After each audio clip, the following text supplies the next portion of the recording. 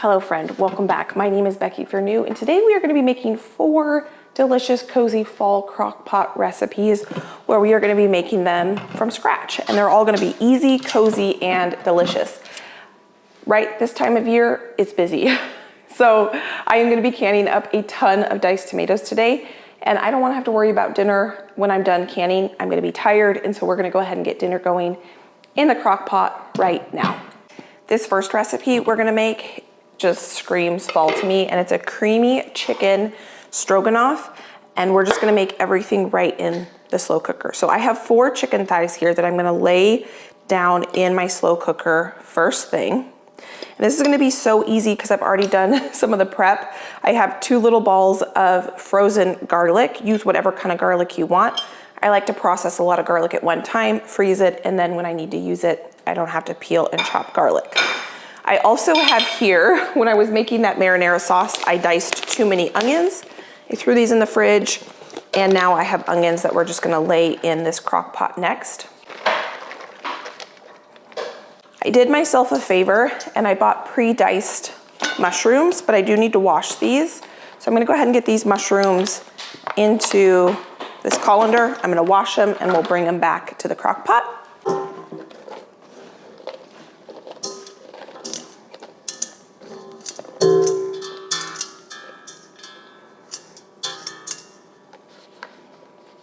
I will link all of these recipes for you down below, and we are gonna be making one recipe at a time. And this is gonna be over a few weeks, probably 2 weeks. So I will also timestamp these recipes for you too. So if you want to go directly to a recipe that sounds good to you, they will be linked down below. So now I'm gonna season this with a good amount of salt and pepper. That's just gonna add a lot of beautiful flavor. And then we're gonna add some Worcestershire sauce. This is basically a dump and go recipe. We're gonna let the slow cooker do all the work for us today. This is my favorite time of year to pull out the slow cooker. I'm gonna put about a tablespoon of Dijon mustard in there. And we are going to put a little bit of wine in here. I love cooking with wine. This is almost like a chicken tetrazzini, because chicken tetrazzini kind of reminds me of stroganoff, just like a white chicken version of it.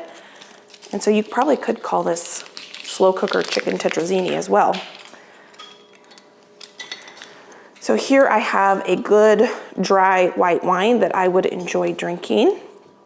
We're gonna add a half a cup of this. If you don't cook with wine or drink wine or keep wine in your house, substitute chicken broth for the wine, because we are going to be putting some chicken broth in. I'm gonna shake this just a little bit. This just happens to be some homemade chicken broth. And we are gonna put a half a cup of this in here as well. Now this doesn't seem like very much liquid, but don't you worry, when this is cooking, the onions, the mushrooms, and the chicken is going to release a lot of moisture and create a beautiful sauce. So when I am using the slow cooker, I try not to add too much broth up front, because you can always add more. So I'm gonna get this plugged in. I'm gonna put this on high, and we're gonna let this go for about 4 hours. Hopefully I will be done with our canning project by then. We do have a couple more ingredients we are gonna add, but we're not gonna add those until closer to when it's done. Now that didn't even take me 5 minutes to prep tonight's dinner, because I had my garlic already pre-chopped and my onions chopped, and I purchased pre-sliced mushrooms. So if you want to give yourself the convenience of chopped onions, you can buy them in the frozen section. You can also chop your own onions if you find them on sale, throw those in the freezer, and then you have a convenience item that you could just throw some frozen onions in here. Anytime I do myself a favor of doing a little bit of prep work in ahead of time, it always pays off in the end. So I will see you back when we have tonight's dinner. So this now has been cooking for quite some time, so let's move on to the next step. I want to thicken my sauce a little bit. So how we're going to thicken the sauce is with our sour cream. And I'm going to put half of this sour cream into this bowl. So about 8 ounces. That's a pint. So roughly 8 ounces. And then I'm gonna put about 1/4 cup of flour into the sour cream, and I'm actually gonna whisk this together. There is a French technique called I can't remember what the name of it is. I'm sure one of you remember, but it's basically where you take flour and you mix it in with butter and you put that into a soup or something like that. And the flour doesn't clump even though you're putting it into a hot liquid because you have kind of dissolved it into a fat. So I'm doing that same technique with this sour cream, but instead of using butter, we're using sour cream. And I'm gonna whisk this to make sure there's no clumps. Most crock pot stroganoffs call for a cream of mushroom soup, and we are using this technique instead of using cream of mushroom soup, and it's just as easy as opening a jar of cream of mushroom soup. So now we're gonna take our flour sour cream mixture and we're gonna add it to our stroganoff base. You can probably hear my canners going. I am canning a bunch of homegrown tomatoes into diced tomatoes right now, and they are currently processing, and that's why I wanted to get a slow cooker recipe going, so I didn't have to think about dinner tonight after spending a good amount of the day in the kitchen.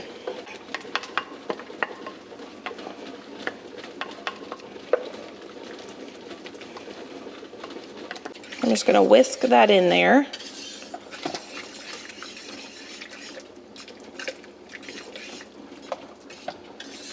You could make this exact recipe using ground beef if you wanted. Just brown up some ground beef. Instead of adding chicken, use beef broth and red wine instead of white wine. Same technique with thickening it up, and you would have yourself a beef stroganoff, which I can write that recipe up as well, and I will put that down in the description box. So if you want to make either slow cooker beef stroganoff or slow cooker white chicken stroganoff, it will be down in the description box for you.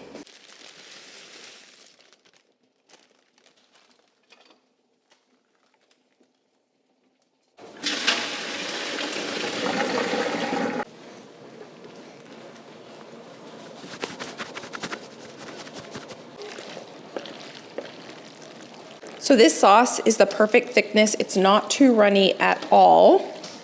So let me show you how we're gonna dish this up and serve it for tonight's dinner. So my favorite way to have stroganoff, whether it is chicken or beef stroganoff, is to serve it up in a bowl. And I like it with egg noodles, but again, if you wanted mashed potatoes or serve this over rice, you could certainly do that as well.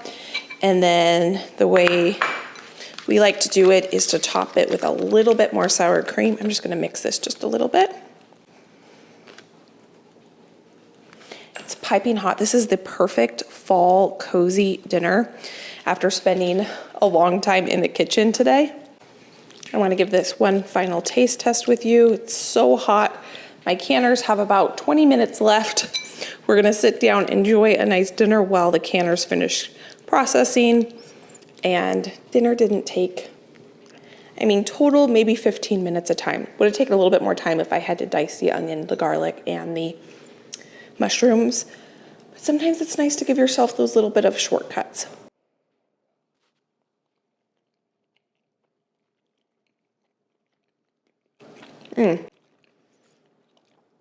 Delicious, cozy. I will see you next time we are making a crock pot dinner. And I'm excited to sit down and eat this for dinner. Good morning. It is early on this day, and I have a very, very busy day, so I thought a slow cooker dinner would be perfect. And first thing I did before I even got ready for the day was actually get this dinner in the slow cooker. We are going to have slow cooker shredded beef salsa verde, and this could not be any easier. It's definitely a dump and go. I think this is really where the slow cooker shines, is low and slow beef and pork. I'm going to share with you a little bit later in this video a slow cooker pork recipe that is so good, and this one is so good.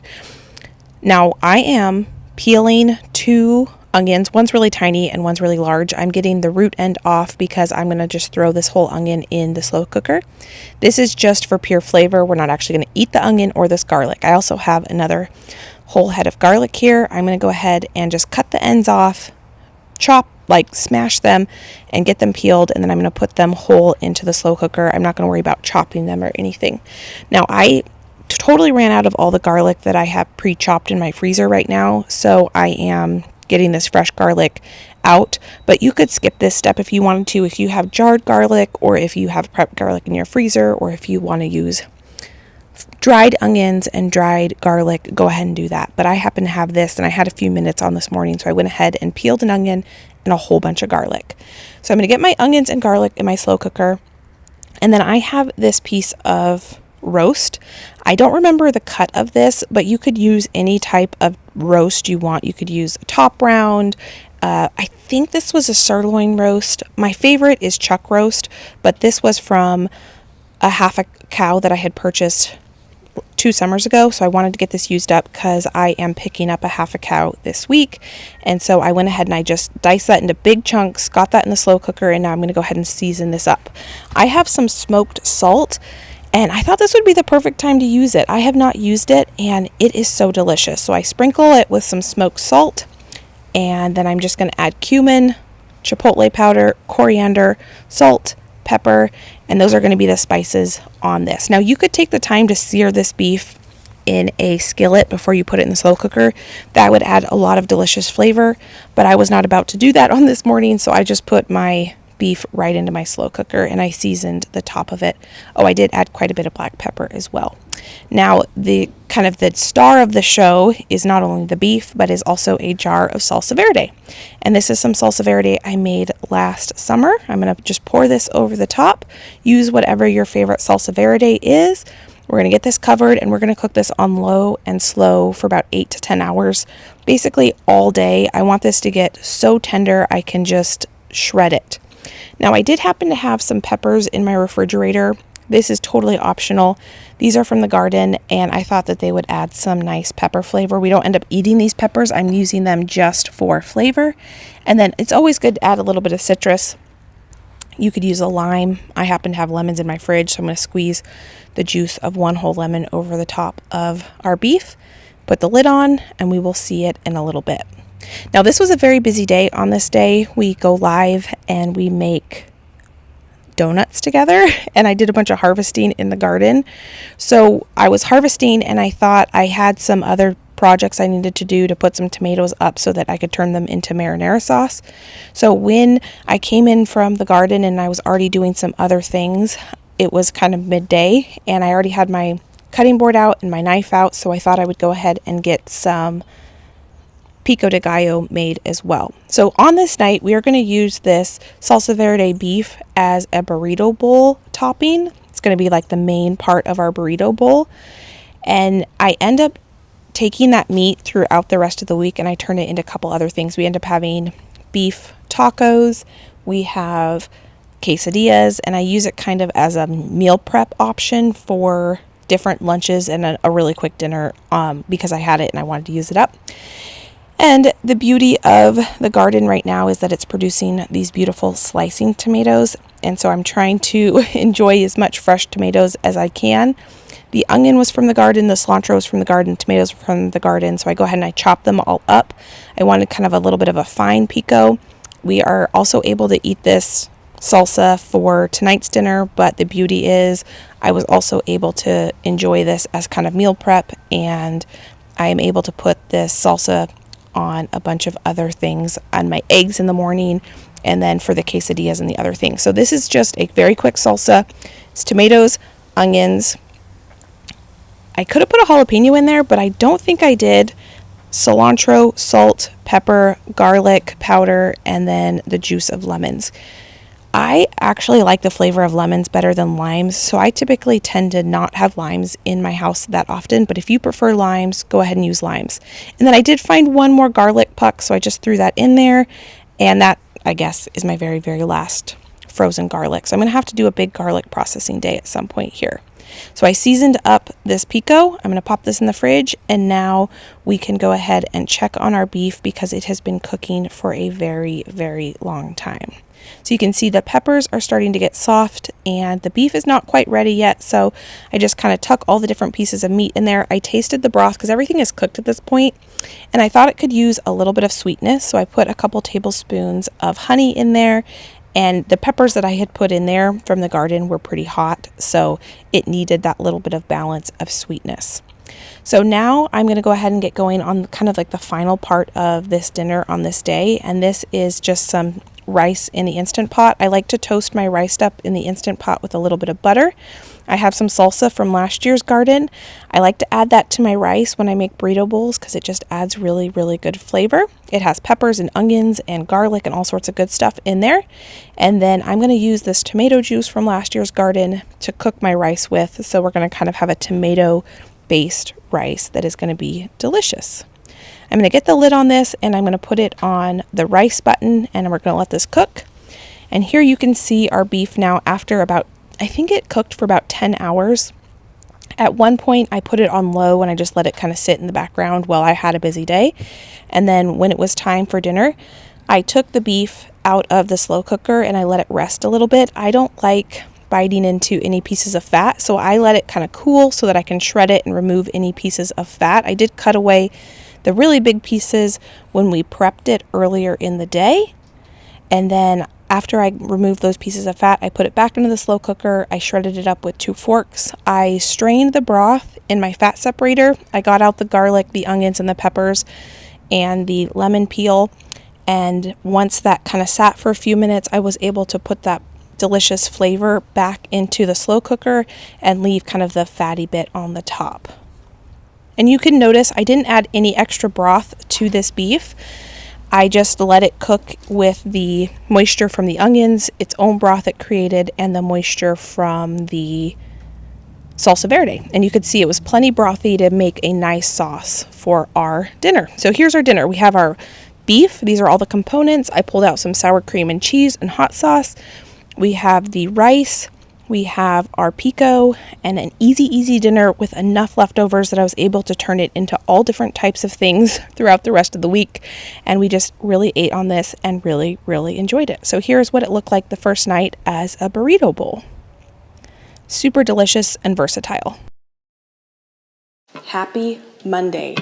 That's Salsa Verde beef was fantastic. We enjoyed it all weekend long. The cool thing about that is I was able to kind of reinvent it into other things.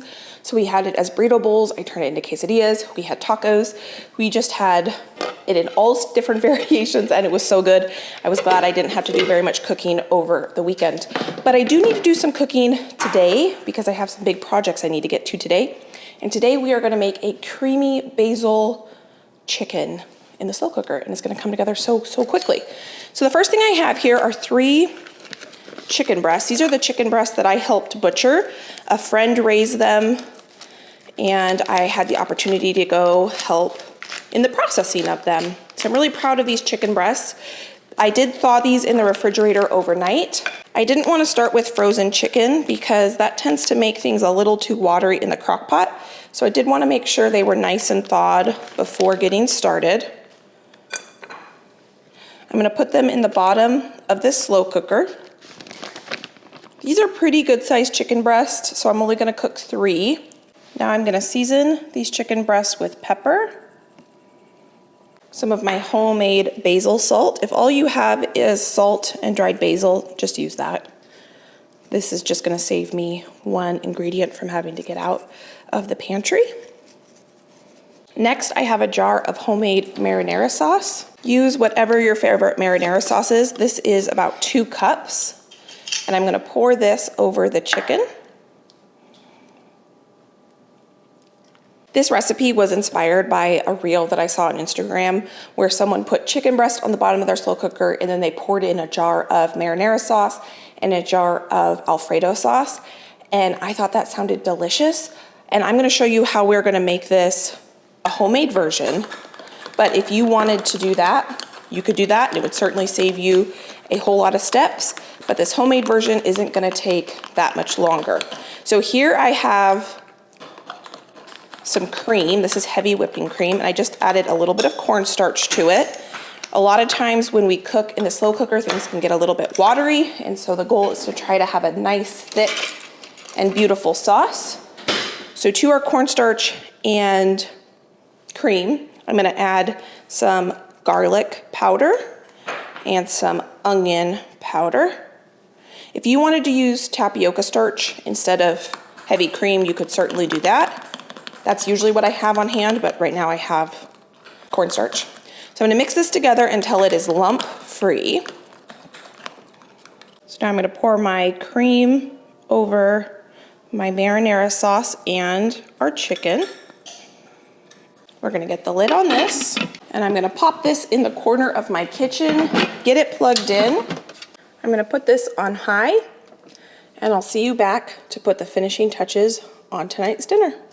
It couldn't be any easier to finish this dinner. I have 4 ounces of grated Parmesan cheese. You could certainly grate your own Parmesan cheese. I did not cook this long enough for this chicken to be absolutely fall apart tender. I actually like my chicken to have a little bit more texture to it, so I cooked it until I needed to cut it, and it was still tender, but it held its shape a little bit. I didn't want shredded chicken for this, but if you like that texture of like the fall apart shredded chicken, go ahead and cook this a little bit longer. All we needed to do to finish this was to add the cheese, dice up this chicken, and if I had a ton of fresh basil, I would have added that too, but I ended up using it in making homemade marinara sauce. So I didn't have fresh basil, but I did have pasta. So I go ahead and cook up some whole wheat spaghetti pasta. Friend, this sauce is incredible. And I was thinking you could make this exact same recipe, and instead of putting chicken in there, you could put Italian sausage. And I got the question last time we were making recipes, what is Italian sausage, for some of you who live across the way in, I think, Europe? I'm not sure. I just got the question quite a few times, what is Italian sausage? Well, here in the US, Italian sausage is ground pork, typically, that has Italian seasoning in it, and typically kind of the most prominent seasoning is fennel. And so that would be so good with this. It tastes so garlicky, so creamy, so rich. Look how thick this sauce is. A lot of times, slow cooker recipes can be kind of watery. This is not watery, this is perfect. I almost should have saved some of the pasta water. I'm gonna go ahead and unplug this. We're not quite ready to eat yet. For our side tonight, we're gonna have green beans from the garden. I'm gonna be jarring up more of the marinara sauce I used for this recipe in just a minute, and I need to get that done and processing before we sit down and eat dinner. So that's when I will make some green beans. You could throw some spinach in here, some grated zucchini. My friend, this is so good, and the chicken is not overcooked. I don't love when slow cooker chicken just gets almost too tender. It has a beautiful tenderness to it, but not mealy. These are whole wheat noodles, and they've got a nice chew to them, a nice weedy nuttiness to them. This is so good. Your family will absolutely love this.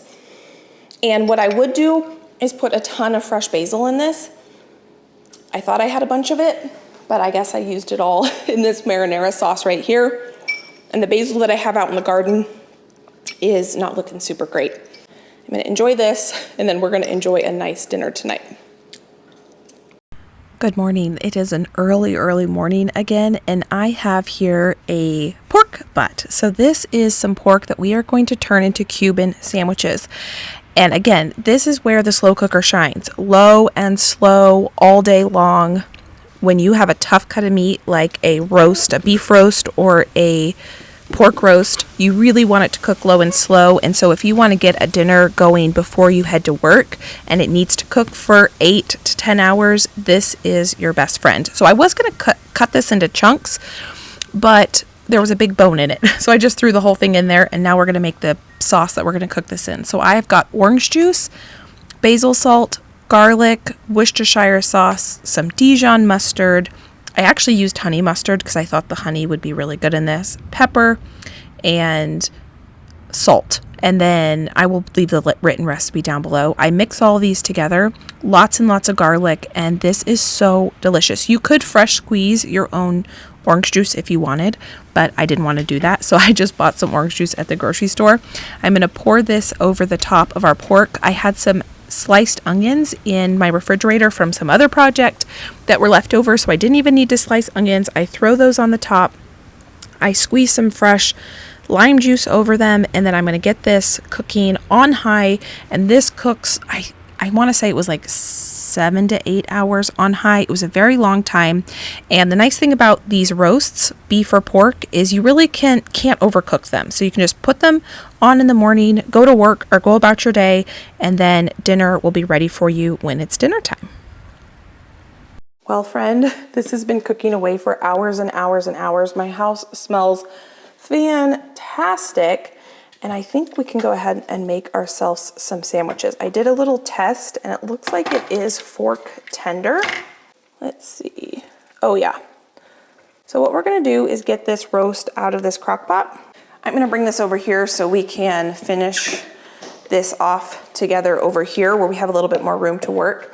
And I think this is where the slow cooker really shines. Anytime you wanna cook a tough cut of meat, low and slow for a long time, this is gonna be delicious for you. So what I'm gonna do is get this beef out of, or this is not beef, get this pork out of this slow cooker.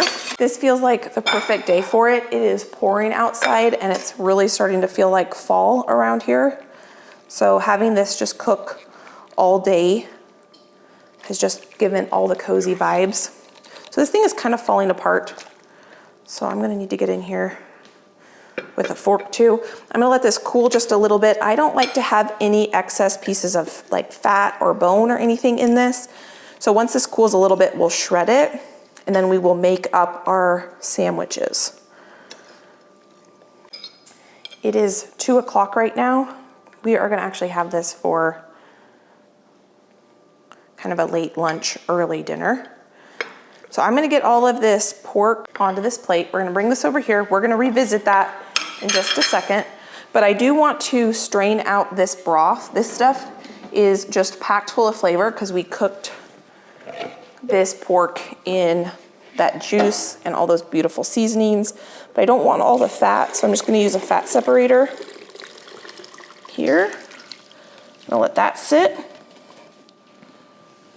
and just wipe the side of the slow cooker off, get this in here. And after we enjoy our late lunch, we are actually going to get tomorrow's dinner ready because my parents are coming over for a big harvest tomorrow. And we are gonna have slow cooker chili with slow cooker baked potatoes. I've never made baked potatoes in the slow cooker before, and that's gonna be fun. So I took the time to remove the bone and any excess fat or anything like that from the pork. I'm gonna get that back into our slow cooker. I discarded the onions too because they kind of gave off their flavor. So this is just the pork here. I'm gonna take 2 forks and just break it up a little bit. I'm gonna pour in my broth. You can see there's a little bit of fat. There's actually not as much fat as when I cooked the beef. And we'll just get this in here. This is delicious flavor. I don't think we need all of that. And I'm gonna take some time just to shred this up. It's a little easier to shred it with the broth in here. There's a piece of fat there. I'm gonna go ahead and get that off. Josh and I really don't enjoy biting into that, so I try to do a pretty decent job removing any of those pieces. So after shredding this, I can see that I can add a little bit more broth. I don't want it too soupy. And there we go. There's our pork for our sandwiches. I'm gonna put the lid back on this to keep this warm, and now we're gonna build our sandwiches. So I'm gonna grab out a cutting board. Now you can really put whatever you want on this, but traditionally you are going to put ham, Swiss cheese, mustard, and pickles. So that's what I'm gonna put on it today. For mine, Josh, ooh, this bread has some funny holes in it. Josh doesn't like pickles, so I'm gonna leave the pickles off his sandwich. These are pretty big slices of bread, so I think that this will be enough for my family. I can cut these and everyone can have some sandwich. I love a good sandwich, and I don't make them enough. I was thinking it would be fun to do a sandwich series. I love a grilled sandwich, and we are gonna grill this. So this is some honey mustard. This happens to be some homemade honey mustard. And I don't think it's traditional to do honey mustard, but we love honey mustard. So I'm gonna go ahead and put honey mustard on here. And a good amount of it too. Now I do have a new knife, and I'm gonna go ahead and put some mayo on here. Not as much of this, just enough to give some moisture to the sandwich so it's not dry on this one side. And I always like to pepper my sandwiches. So I'm gonna get a little bit of fresh black pepper on here. Or I guess I ground this the other day, but I did grind this pepper myself. I did go ahead and preheat my skillet, so that's heating up for me while we finish making this sandwich. So the next thing that's gonna go on it is some ham. And then we're gonna go on with some Swiss cheese. Now I bet there's a proper order to do this in. Josh was a sandwich artist. He worked at a sandwich shop for many years in high school, and he likes to joke around that he was a sandwich artist. So I'm sure there's a proper order in which to stack these, but I am just stacking them as the ingredients come to me. So on mine, I'm gonna go ahead and slice up some pickles because I love pickles. I love pickles, but I don't eat pickles at home very often. It's one of those things that I really typically only eat when we go get sandwiches somewhere. So this does seem like, and a pickle spear comes on the side. This seems like a good thing to have with this sandwich. Okay, so I just loaded mine up with pickles. I will eat the rest of that pickle.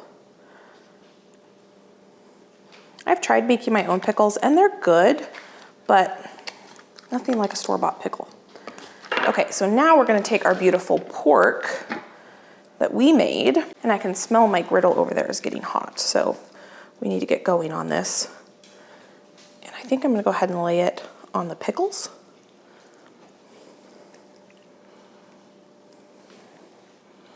Oh my goodness, this is gonna be so good.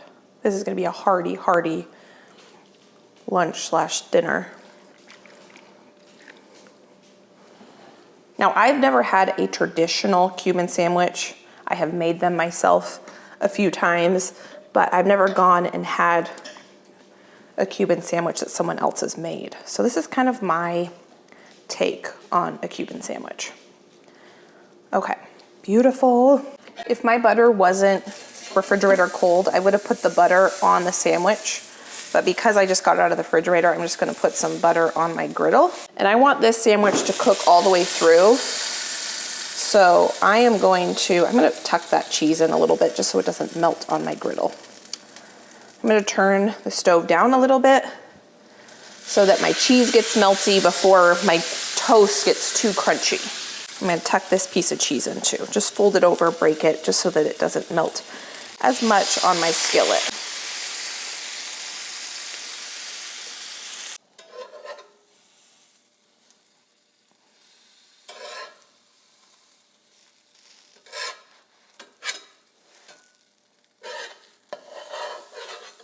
So the butter is mostly for flavor and toastiness. I'm gonna get a little bit more butter on here.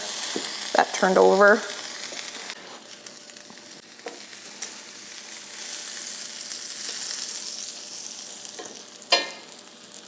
The other day, I don't even know what we were doing that day, but I just needed a very quick dinner.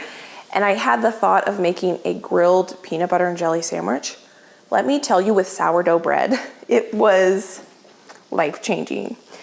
If you need a really quick, easy dinner your whole entire family is gonna love, a grilled peanut butter and jelly sandwich kind of takes it over the top. Or if you need a midnight snack that's delicious, a grilled peanut butter and jelly sandwich. Now I use sourdough and it was phenomenal.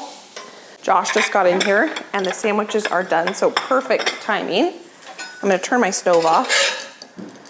I got it nice and grilled and crispy on the top, and everything's nice and melty on the inside. So Josh are you a diagonal or a horizontal? Diagonal. I like it horizontal, but I just did mine diagonal. So this one's mine. So mine has pickles. Josh, yours does not. You want to give it a taste test? So here's Josh's. Oh wow, what is this? There's like pork and ham? Yeah, it's a Cuban sandwich. Nice. Swiss cheese, honey mustard.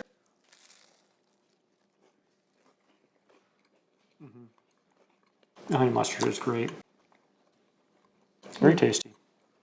We're gonna go sit down and enjoy those. Those are fantastic. Now, the only thing I would do different, Josh, you can agree with me or disagree with me, is that I would buy thinner sliced ham, like really paper thin, because the pork is so tender that because it's a little bit thicker cut ham, there's a little more texture to it, and I think it would just give for a better texture overall.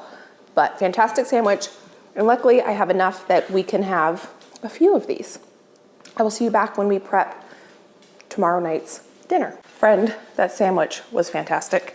And now I just got my slow cooker cleaned out, and I'm gonna get going on tonight's dinner. Nice thing about eating an early lunch, or a late lunch, early dinner, is it's still early and I'm gonna get dinner going. So I'm gonna take this off the stove, and I'm gonna get this skillet on the stove.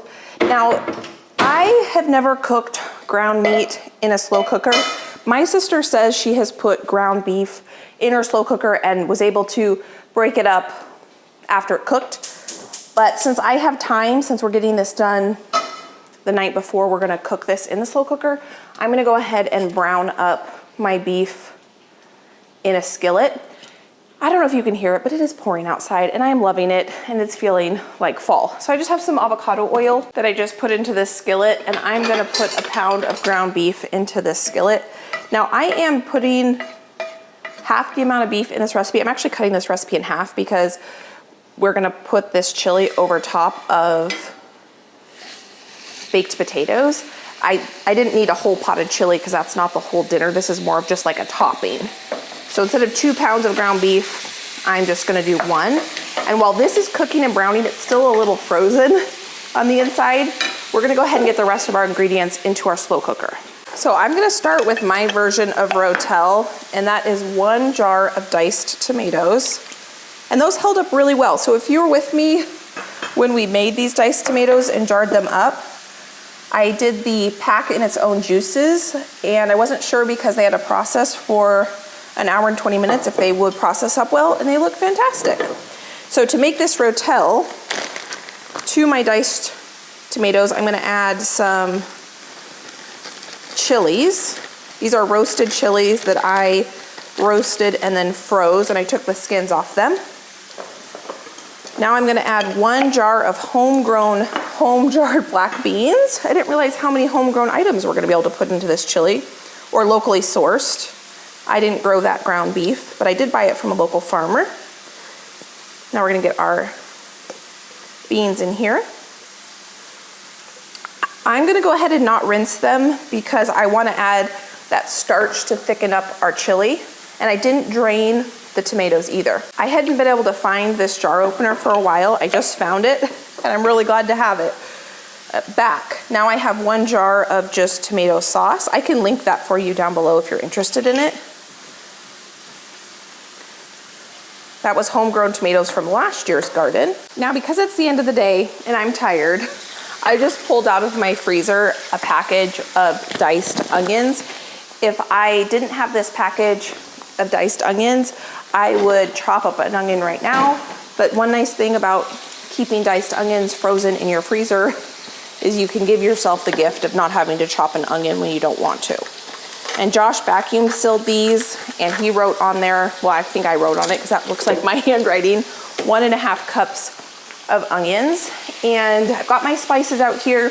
I could dump my spices and onions right in the crock pot if I want, but since I already have my stove out and this pot dirty, I'm gonna go ahead and just saute my onions in with the ground beef once it's nice and browned. I'm gonna break it up a little bit because it's still a little frozen.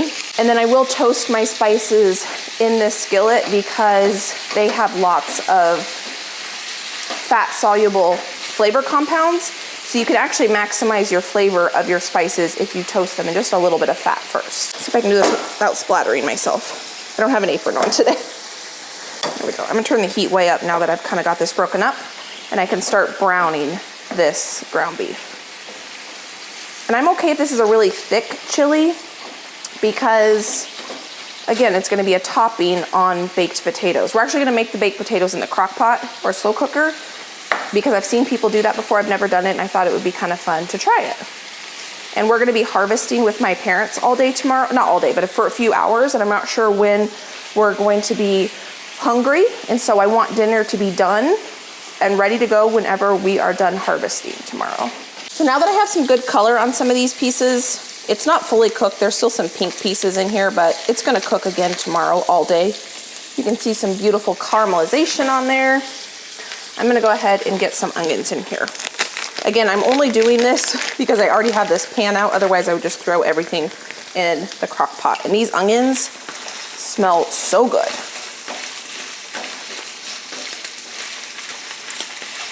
So my beef will still continue to brown on these edge pieces while these onions thaw, because they are frozen solid.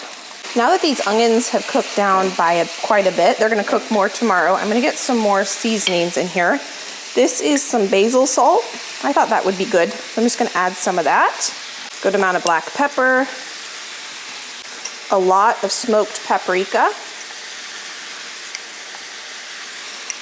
I don't feel like peeling garlic, and I don't have any frozen right now, so I'm gonna put a lot of garlic powder in here. 3 good spoonfuls. That's freeze-dried homegrown garlic from last year or the year before's garden I found that I didn't know I had. That's cumin. I'm gonna get the rest of that in there.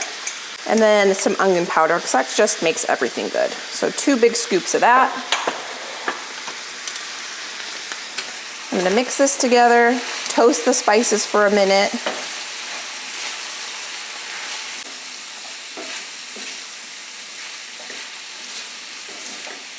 Now to make the cleanup on this pan a little easier, there's not that much that's sticking on the bottom, but there is some that's sticking on the side.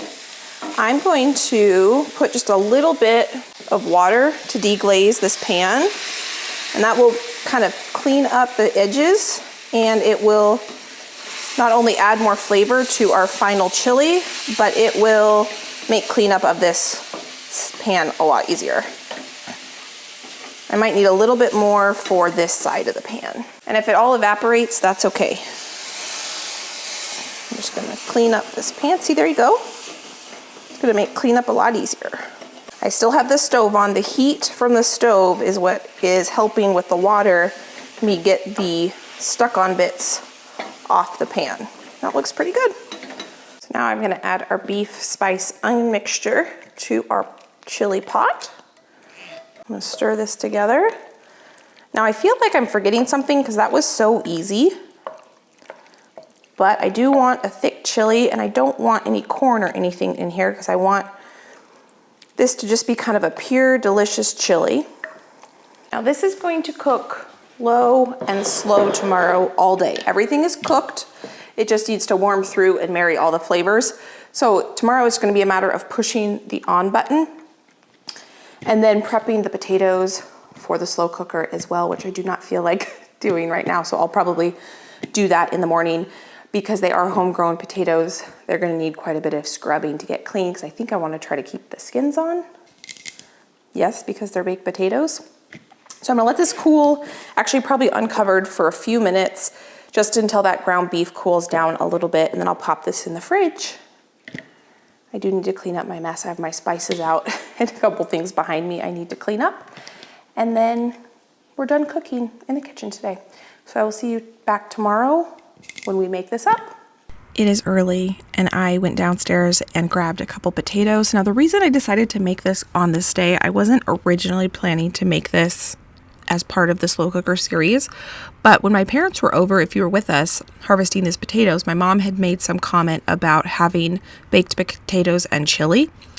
I have never had this combination before. This was the first time, and let me tell you, it is delicious, and it is a family favorite, and you can absolutely cook potatoes in the slow cooker. It is so easy.